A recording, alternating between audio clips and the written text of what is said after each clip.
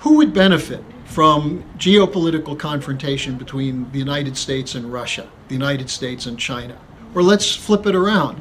What would be the benefit if the United States had a collaborative relationship with China and Russia?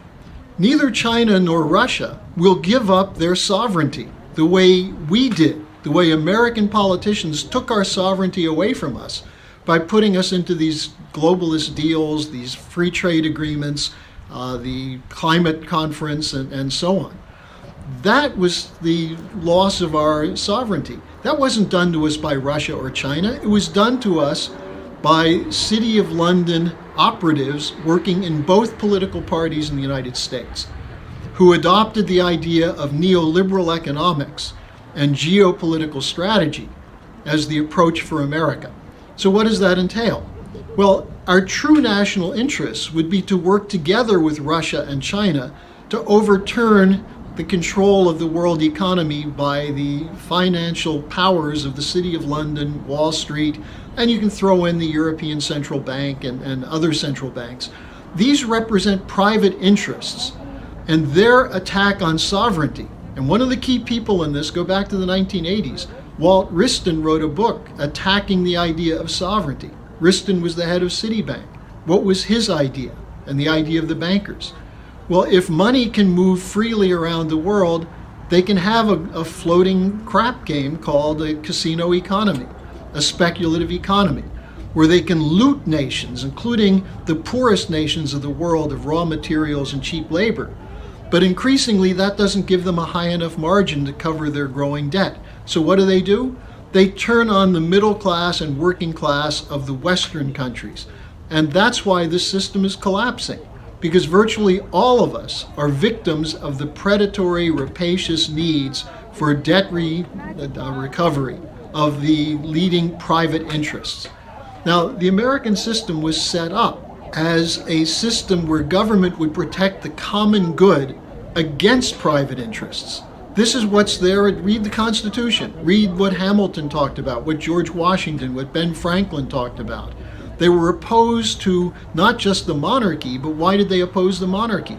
Because it was the collection of private interests under the protection of the monarchy that was engaged in the suppression of progress and the looting of the colonies. That's what we rebelled against. Now, look at the history of Russia, the modern history. Russia has been an ally of the United States in the American Revolution. The League of Armed Neutrality included Catherine the Great of Russia. Tsar Alexander III supported the North in the British War of Succession called the Civil War. You look at China and you see that the great leader of China, Sun Yat-sen, was a great admirer of Abraham Lincoln and was trying to organize China on a model of the American system and of Lincoln's view of government of, by, and for the people. Now, China and Russia underwent terrible periods, tragic periods, the so-called communist revolutions.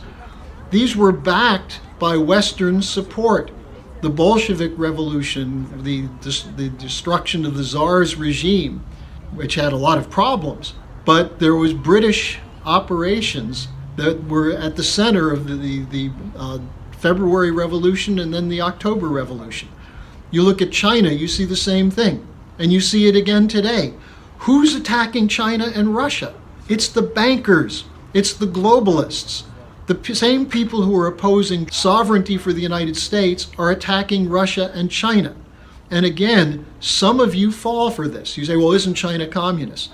Well, China's not the American system.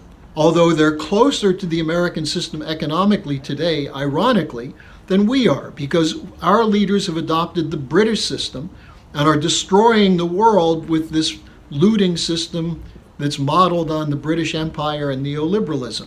So this Russia-China thing, you've got to realize the mainstream media is playing you for a bunch of chumps.